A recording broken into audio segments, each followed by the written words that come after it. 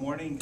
First of all, thank you very much for the invitation, and I would like to thank Eva Barczyk for inviting me, but also Paula. I would like also thank Ivona for giving me a ride this morning from downtown hotel.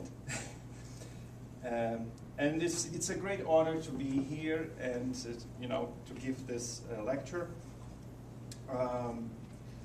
This is the subject that I've been researching for probably the last couple of years, and in 2015 I gave a paper at the Piazza conference in Toronto, and after that I expanded the research and also included not only Polish libraries but Czechoslovak libraries, and one of the articles I published was kind of a comparison between Polish and Czechoslovak republics and the American Libraries Association role in the Reconstruction. You may ask me, how did I become interested in the subject? First of all, the University of Illinois has the American Library Association archives, which is really nice because I live in Champagne, Urbana, so I can go to the archives and do a lot of research. And a couple of years ago, I found there was a little, I think, article published in 1946 or 47 in the Polish journal Bibliotekarz, and it mentioned that there was some donations of books coming from the United States. But that was it. There was very little, there was no details, nothing. And I thought, you know what, this is really something very, very original, something very interesting. So I went to the archives, the ALA archives in Urbana, and there were old files, folders under ALA devoted to Poland. So I started going through it, and actually I was really surprised. There was a lot of information, a lot of correspondence between Polish librarians, Polish cultural officials, and the American Library Association. There were some reports coming from Poland about the destruction of libraries. So there was a lot of information, and there were even lists of books, or at least examples of titles that were sent from the United States to Poland. So this is how I became interested in that subject. And I think it's important because, by the way, I will start with the American Library Association, but I'll also mention the American Book Center for War-Devastated Libraries and a little bit about the Kościuszko Foundation. Because this is the period when, of course, Poland is coming out of the Second World War with all these changes. The borders shifted, the population transfers, and of course the destruction after the war. So at this point, I think it was really important for Polish libraries to get some help or some assistance, especially coming from the United States. Probably it couldn't come from Western Europe because some of those countries were also getting assistance from the US. Great Britain was, of course, also affected by the war. So the country that was really a leader in that effort was the US. And that was the American Library Association and the Rockefeller Foundation.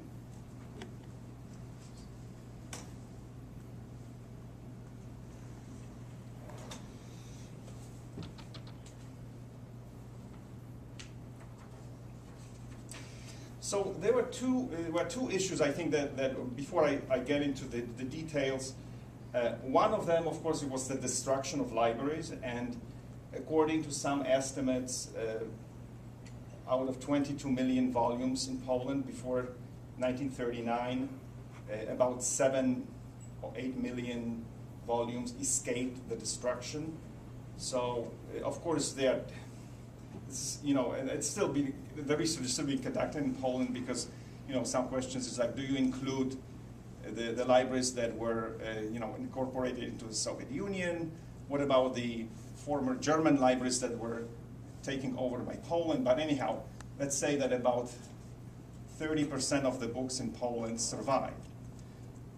Some cities like Warsaw, Poznań, but also former city, German city of Breslau, which became Wrocław, the losses were really significant. And especially in Warsaw, some libraries lost between 90 and 100% of the collections.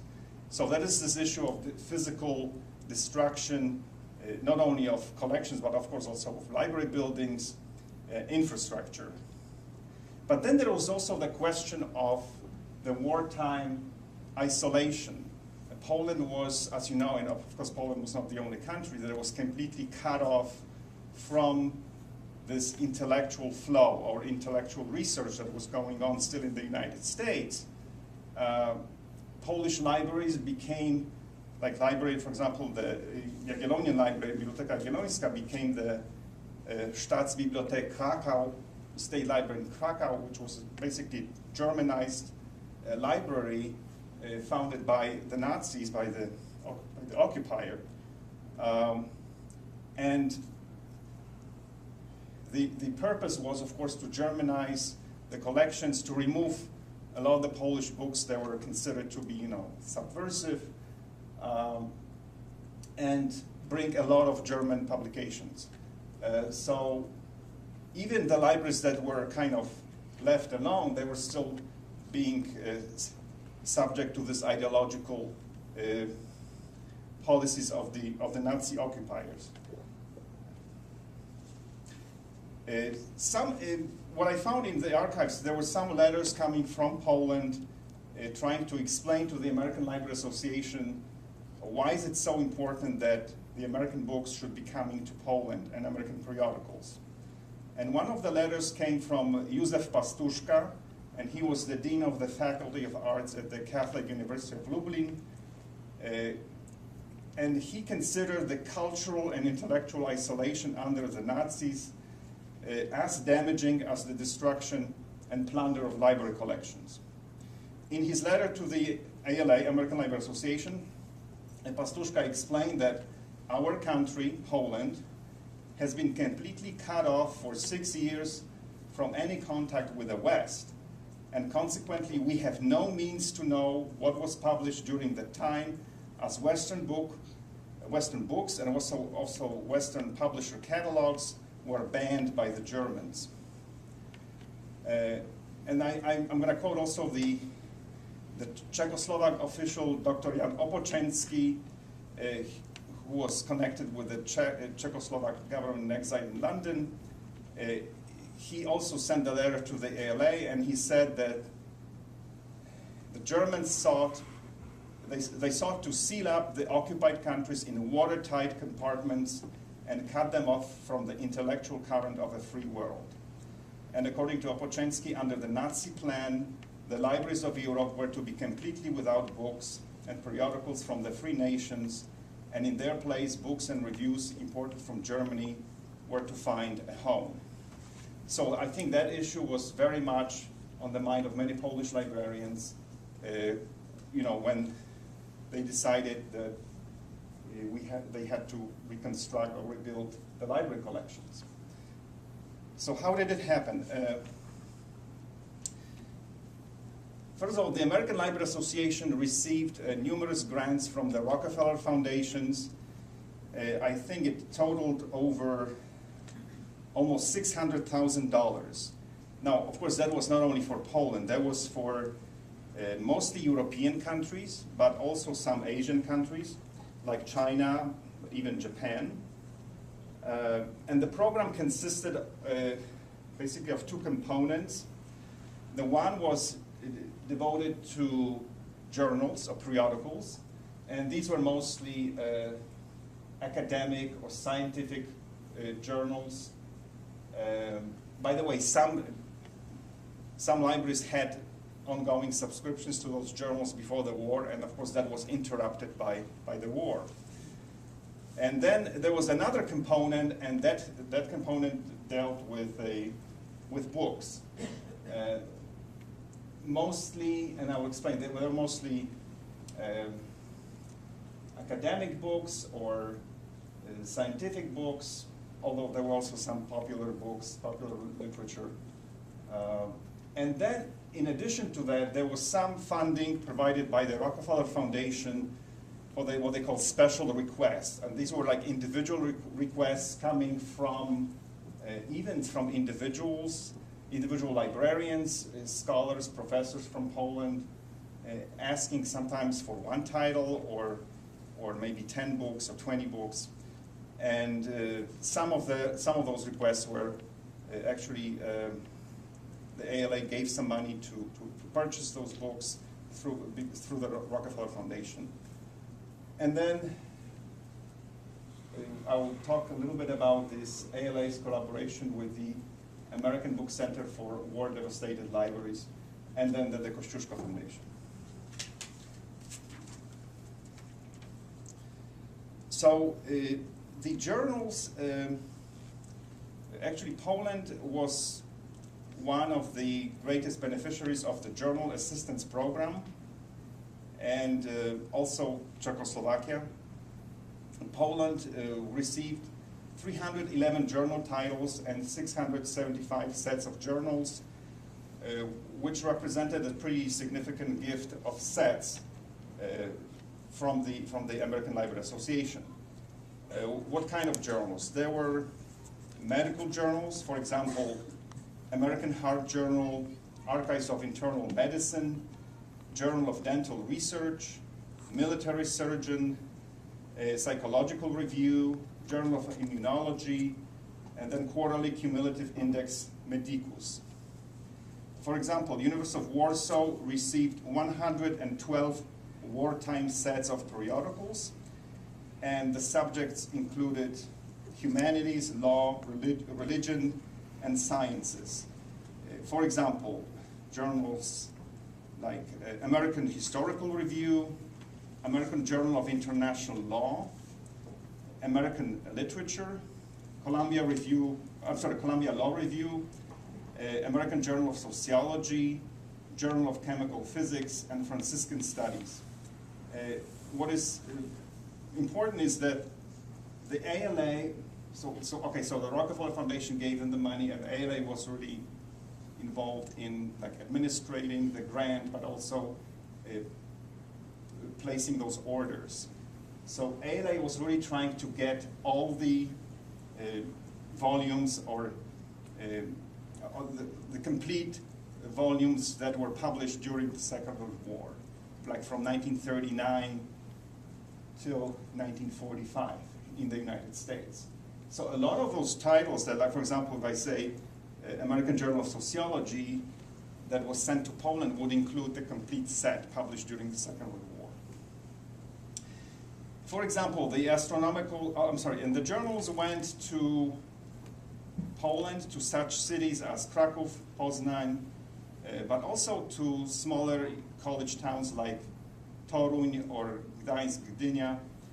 For example, the Astronomical Observatory of the Mikołaj Copernicus University in Toruń received 14 volumes of Astrophysical Journal, published from 1940 to 1946, and they found it, quote, most desired and needed for its work, end of quote. The faculty of the Maria Curie-Skłodowska University in Lublin was grateful for the gift of 54 periodicals, so the whole academic community could study the latest gains of science inaccessible during the long years of occupation.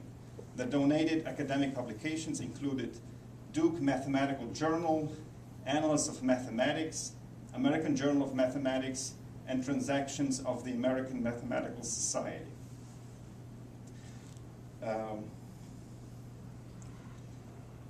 And then the American Library Association was receiving a lot of, as I mentioned, requests, even from some students who were visiting Poland, and one of them came from, and from American officials who were visiting Poland.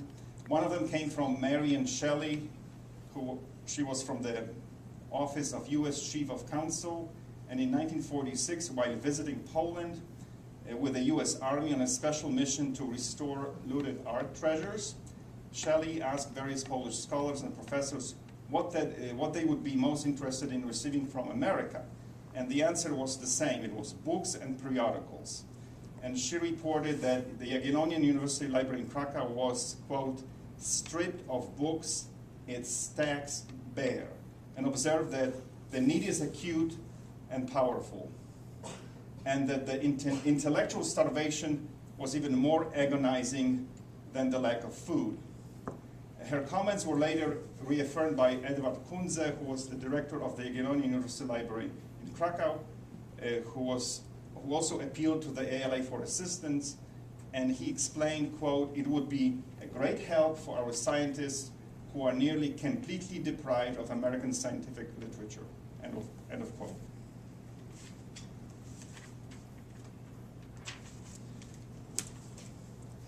Now, the books. So the second part of the program was sending the books.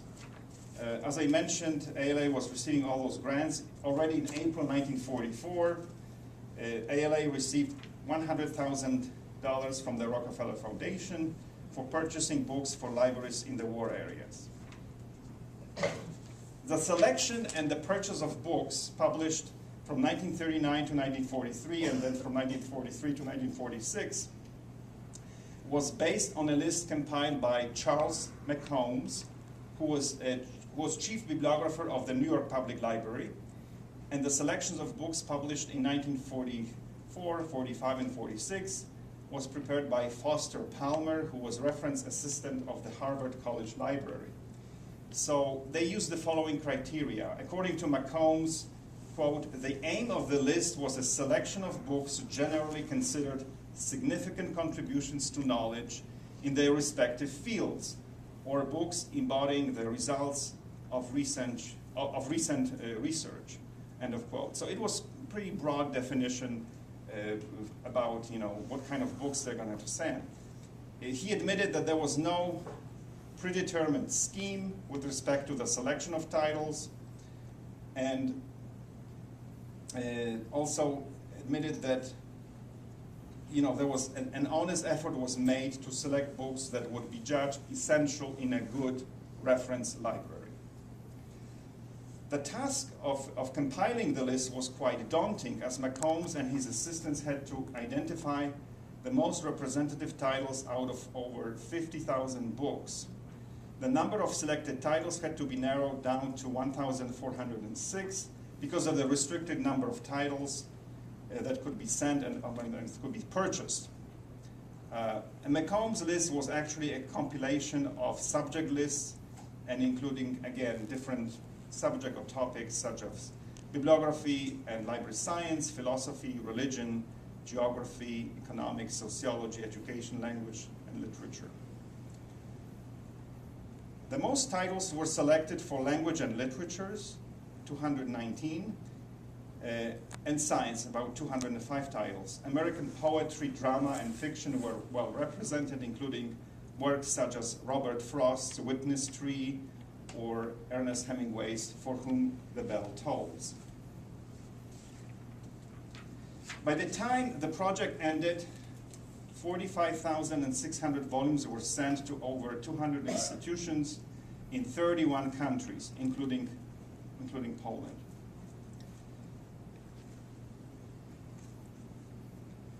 Both Poland and Czechoslovakia received the same number of sets of American books published from 1939 to 1946.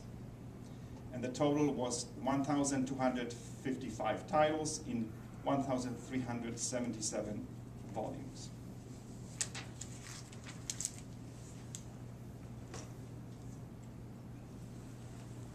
And this is just, you know, some of the statistics I mentioned.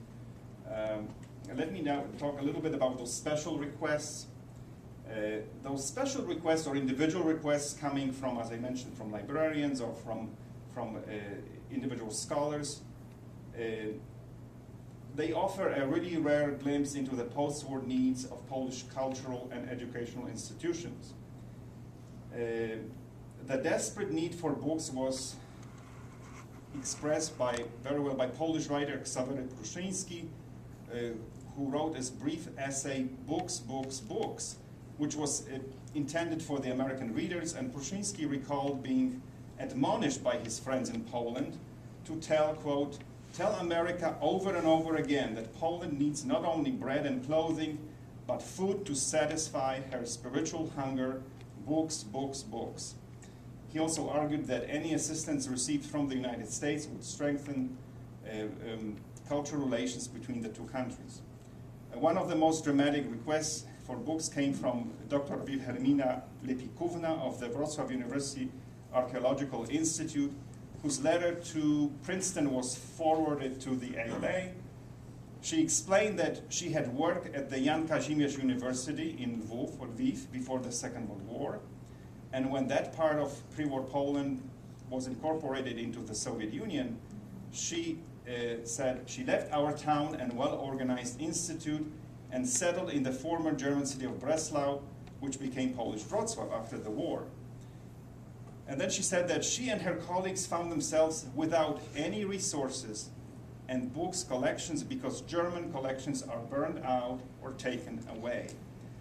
And she was asking for any books on archaeology without naming any specific titles. And actually the ALA responded promptly, sending her about 12 books in history and archaeology. The requests came for works in both humanities and sciences. Sometimes the requests were initiated by American exchange students. For example, Irene Rachton, an exchange fellow at the Jagiellonian University Krakow, was searching for materials in English and Polish on Woodrow Wilson and Poland. And she discovered, quote, how little of said material exists in Poland. But she also observed that Poles are suddenly showing an avid interest in English, in Anglo-Saxon relations, and are in earnest searching and reading English books. And she argued that we ought to feed the stimuli by providing the necessary books, end of quote. Responding to her request, the ALA ordered over 20 titles for the History Department of the Jagiellonian University, including significant works about Wilson, for example, Woodrow Wilson, Life and Letters, and also a book by Thomas Bailey, Woodrow Wilson and the Great Betrayal. One of the books that was sent, and I'll show you in a second, was by Jan Cichanowski, the last Polish ambassador to the United States, Defeat in Victory, which was published in New York. Cichanowski's book gave a detailed record of Polish-American diplomatic relations and was very critical of the American leadership's policy of appeasement of Russia. It was certainly an example of a book that would have been welcomed by Polish scholars, but not necessarily by Polish communist authorities. There were also a lot of requests for art books coming from the School of Fine Arts in Gdańsk, and these books were mostly, reproductions of, for example, Flemish painting, but also the books that were sent to Poland included such books as from the Museum of Modern Art in New York.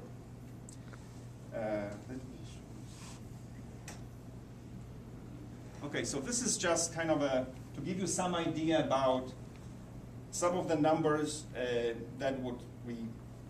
of books and periodicals sent to, let's say, Eastern Europe, or that part of Europe that was becoming dominated by the Soviet Union.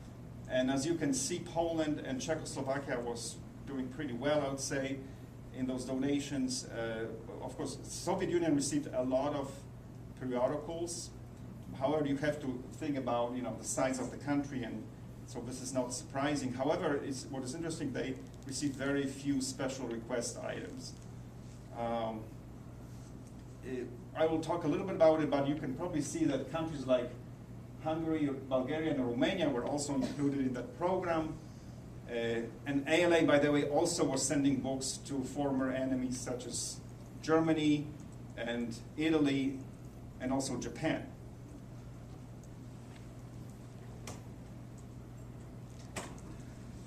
Now, I was in Krakow in March, so I visited the Biblioteka Instytutu Historii, Jagiellonian University Institute of History, which is located now at the Gołębia Street, Gołębia 13 in Krakow. And I was able actually to, because I knew some of those librarians there, they were able to bring me some of the examples, some of those books that were donated by the American Library Association. So I will show you some examples.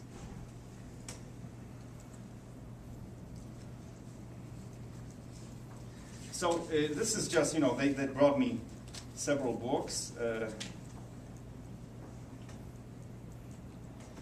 This is the book I mentioned, Czechanovsky, Defeat and Victory, that was published in 1947, and it's still there, and it actually it's in pretty good shape. The book looks very nice. Another one. Okay, this is another example that was published by the University of California Press, and the editor was Bernadotte Schmidt. It's Poland, published in 1945. You can see the call number 6522. And the books had this, what they call the ALA gift logo on the interior side of the cover. And what it was the Latin inscription. It said, Ad rem publicam literarum restituendam, which means for the restoration of the Republic of Letters.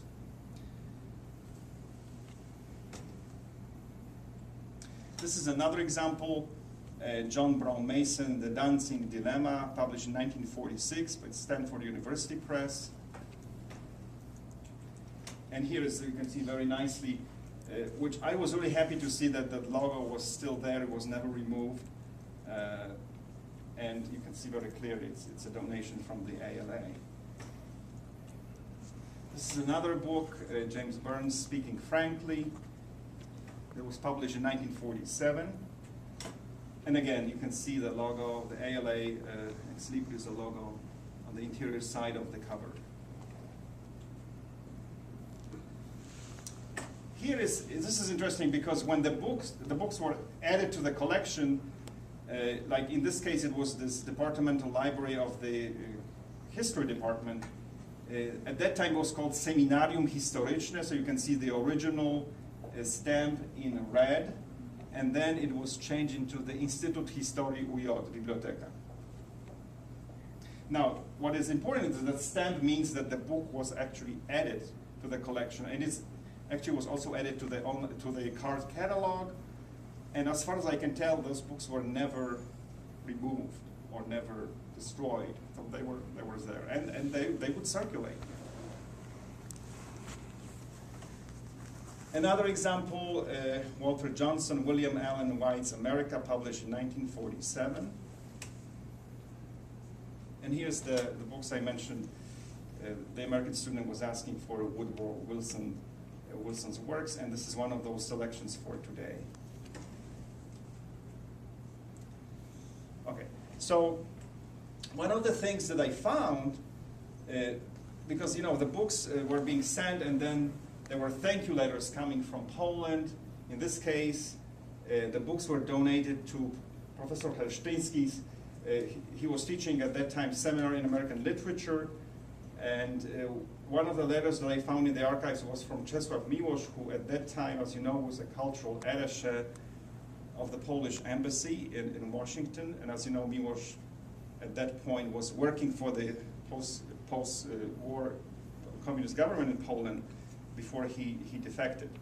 But anyhow, this is the letter from him, and he's thanking on behalf of Dr. Helsztyński and the University of Warsaw for donating, for the donation of some of those books that came from the American Library Association.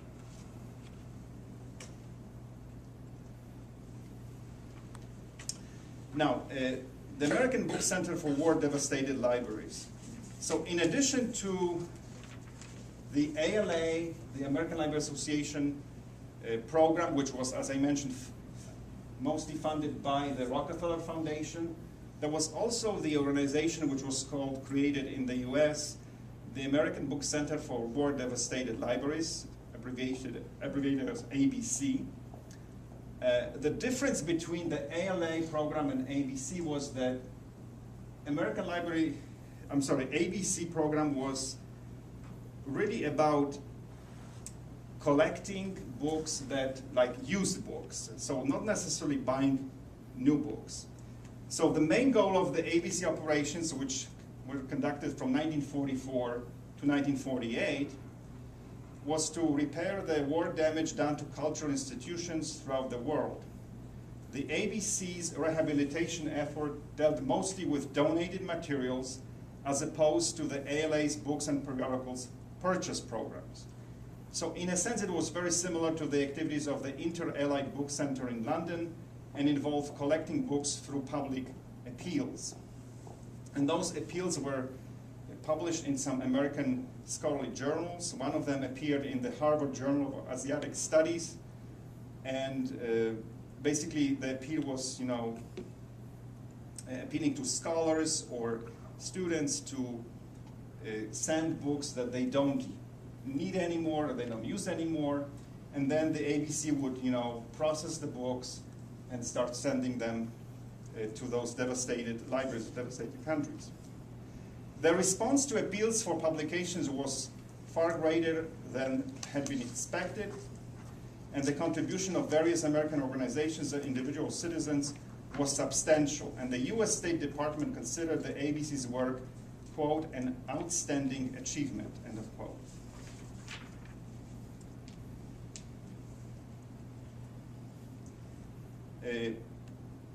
How many books were received? I mean, the ABC, okay, by June 1948, the American Book Center for War-Devastated Libraries shipped almost 4 million important books, periodicals, and other publications to libraries in 45 countries, including Poland.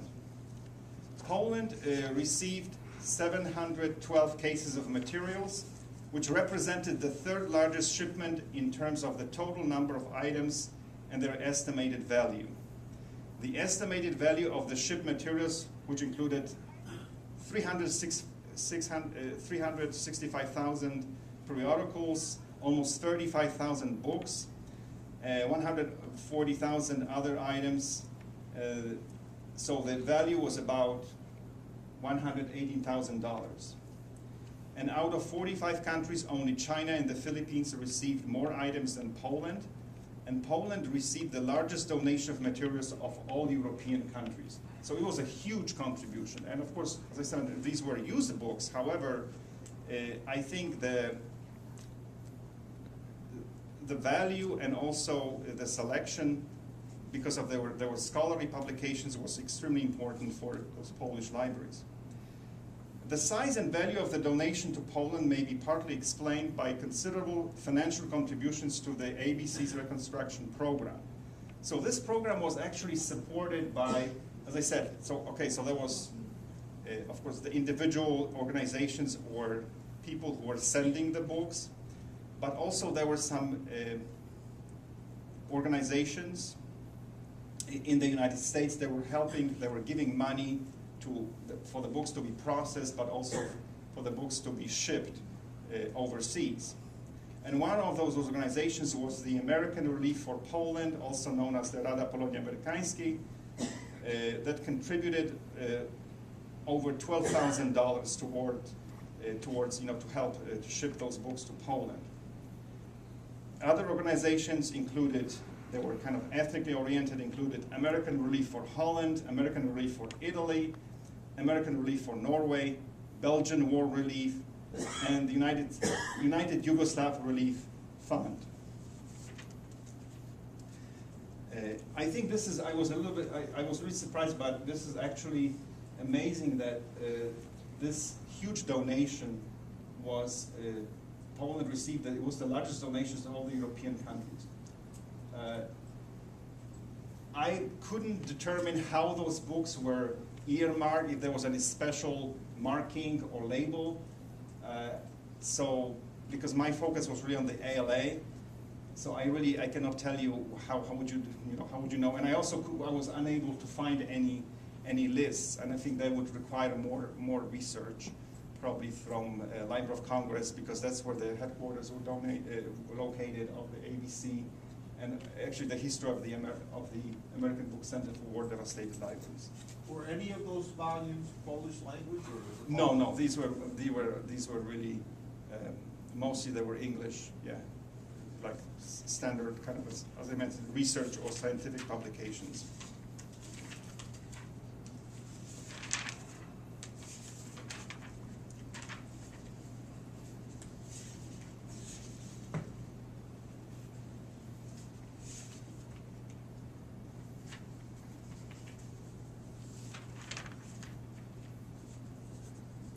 So, as I said, I would just want to mention the cooperation between the American Library Association and the Kościuszko Foundation. There was, in the archives, in the ALA archives, I found a lot of, there was a correspondence going on between the Kościuszko Foundation and the ALA. Sometimes there were requests that were sent to the ALA, and the ALA would forward those requests to the Kościuszko Foundation. One of them came in 1942. There was a request for medical periodicals and textbooks from the Polish School of Medicine in exile that was established for the duration of the war at the University of Edinburgh. And the letter was forwarded to the Kościuszko Foundation. And the Kościuszko Foundation said that this was the sort of thing in which the foundation was deeply interested. And by 1945, the foundation had purchased and shipped over $6,000 worth of basic American medical books and journals, and also provided $1,000 subsidy for the publication of an English-Polish medical dictionary. So this is just one example. Another one, sometimes the ALA was asking the Kościuszko Foundation about the comment on some requests coming from Poland for the purchase of some books. Unfortunately, sometimes the foundation had to refuse some of those requests. They were not able to purchase some of those materials. However, it should be noted that the Kościuszko Foundation's donation of books and journals, and some of them were also received by way of gifts to Polish universities, it was substantial.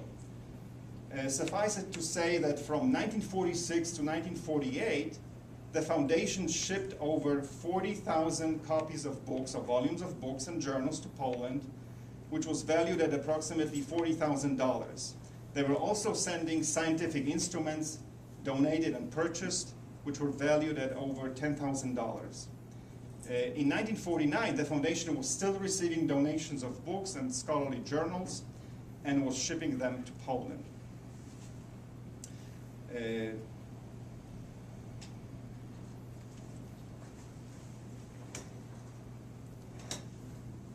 Now let's go to the conclusions.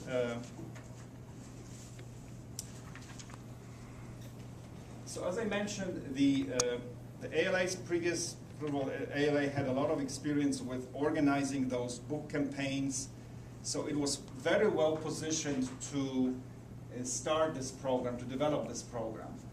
And the scale of the program was really impressive because it included not only European libraries, but also Asian libraries, as I mentioned, China, for example, and Japan, and the Philippines. It should be noted that the ALA's aid program for libraries in war areas, as I mentioned, included former enemies such as Germany, Italy, and Japan, but also the newly emerging Soviet satellites such as Poland and Czechoslovakia. While assisting some ALA officials expressed some concerns that the books and journals that are being sent to Eastern Europe would be used for, quote, the political aggrandizement of their communist-dominated governments. Nonetheless, the ALA emulated the Rockefeller Foundation's apolitical stance while shipping books and periodicals to the Soviet Union, rightly believing that any contact with Eastern Europe was better than none at all.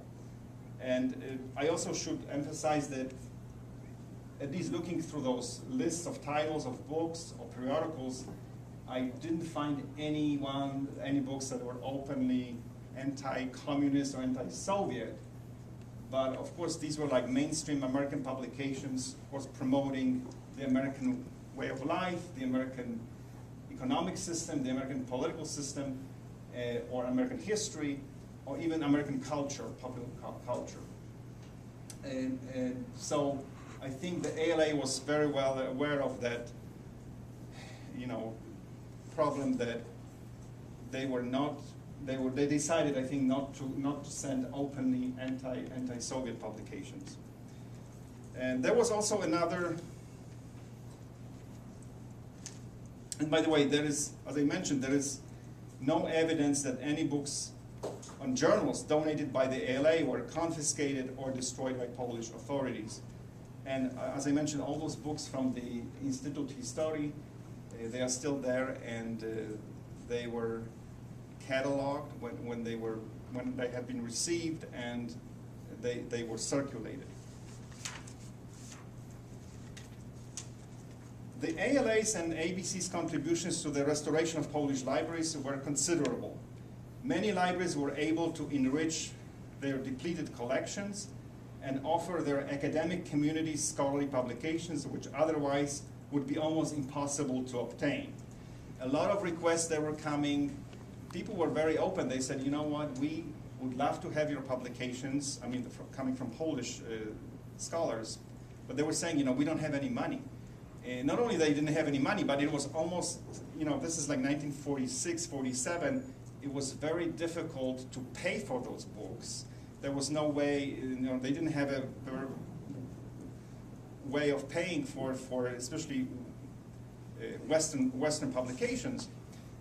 So that's why they were saying, would it be possible to maybe renew those subscriptions for another year or another year, which unfortunately was not possible because the Rockefeller Foundation's grant ended in 1947, and as I said, the main focus was on publications during the wartime years. Yet there was another aspect to American donations which was probably best described by Stephen Mizwa or Stefan Mizwa, who was the head of the Kościuszko Foundation. In 1948, he sent a letter to the ALA when it was obvious that Poland and other Eastern European countries were becoming totalitarian states, and the window of cultural cooperation with the West was closing rapidly. Mizwa stressed the importance of Western-minded Poles keeping in touch with our life and thought through American publications. And he also warned that the time may come in the not far distant future when no books on other than purely scientific topics will be allowed to come into Poland. End of quote. One may argue that the ALA, as the only American volunteer organization operating a large-scale post-war book and periodical purchase program for foreign libraries, played a significant role during a brief period of American cultural engagement with pre-Stalinist Poland, which resulted in spreading American ideas and values through the printed word. Thank you very much for your attention.